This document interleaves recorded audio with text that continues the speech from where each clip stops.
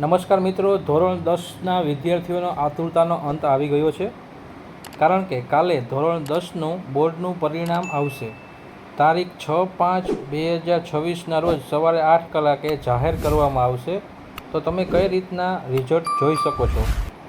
સૌથી પહેલાં તો સવારે 8 કલાકે જાહેર કરવામાં આવશે, તો તમે GSEB.org આ વેબસાઇટ ઉપર જઈ અને તમારો સીટ નંબર એન્ટર કરી અને રિઝલ્ટ જોઈ શકો છો.